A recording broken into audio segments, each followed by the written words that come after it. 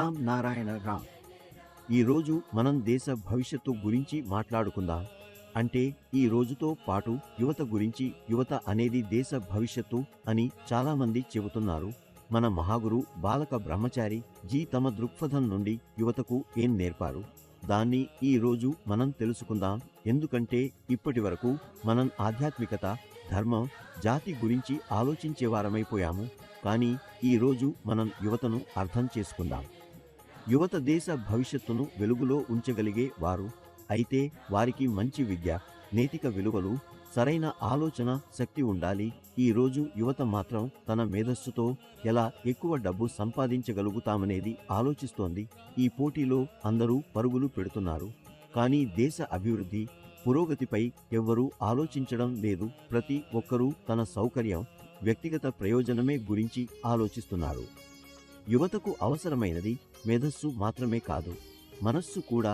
తమ పనులలో ఉపయోగించాలి. డబ్బు మాత్రమే వెంబడించడం కాకుండా ప్రజల సహాయం ఎలా చేయాలి, ప్రకృతితో ఎలా సంబంధం పెట్టుకోవాలి, తమ అంతరంగాన్ని మరియు వివేకాన్ని ఎలా గుర్తించాలి అని కూడా ఆలోచించాలి. మనం ప్రకృతిని అర్థం చేసుకుంటే, దానితో సంబంధం పెట్టుకోగలిగితే, అప్పుడు దాని నియమాలను పాటించగలుగుతాము. ప్రకృతి ఒక నియమంతో దాటుతోంది. ఎవరు ఎవరిని వ్యతిరేకంగా చూడరు, ఎవరు వేర్వేరు అభిప్రాయాలు ఉంచరు. ప్రతి ఒక్కరిని సమానంగా చూసే ధోరణి ఉంది. మనం కూడా ఇదే విధంగా నియమాలను పాటించాలి. నిజంగా మనం ఇలా చేయగలిగితే మన దేశాభివృద్ధి గురించి ఆలోచించగలుగుతాము. లేదంటే స్వార్థం మరియు అధికారం యొక్క వశం అవ్వడమే మరోసారి మనలను ద్వేషం ప్రేరేపిస్తుంది. ఈ రోజుల్లో యువత చాలా త్వరగా డిప్రెషన్, టెన్షన్కు గురవుతున్నారు. అందువల్ల ప్రతి యువకుడు ధ్యానం చేయడం చాలా అవసరం. ధ్యానం ద్వారా మనస్సు మరియు శరీరాన్ని కంట్రోల్ చేసుకోవచ్చు, అలాగే దృష్టిని స్థిరపరచుకోవచ్చు. ఇది జీవితంలో సరైన నిర్ణయాలు తీసుకోవడంలో సహాయపడుతుంది.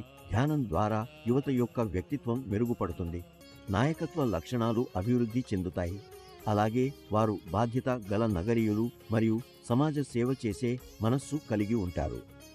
యువతనే దేశానికి సారవంతమైన గుర్తింపు. వారి ప్రకృతికి అంకితం, సాంప్రదాయాలను, నైతిక విలువలను అంగీకరించి తమ వివేకం మరియు అంతరంగానికి ఆధారంగా శక్తితో ఉంటే మనం తప్పకుండా ఒక ఆరోగ్యకరమైన, అభివృద్ధి చెందిన దేశాన్ని కనుగొనగలుగుతాము.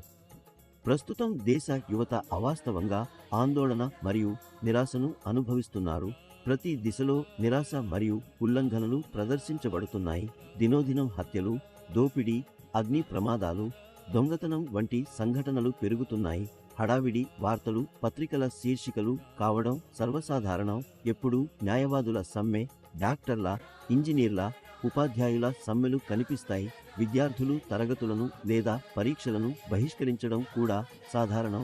ఇవన్నీ యువత మధ్య పెరుగుతున్న అసంతృప్తి ఫలితాలు.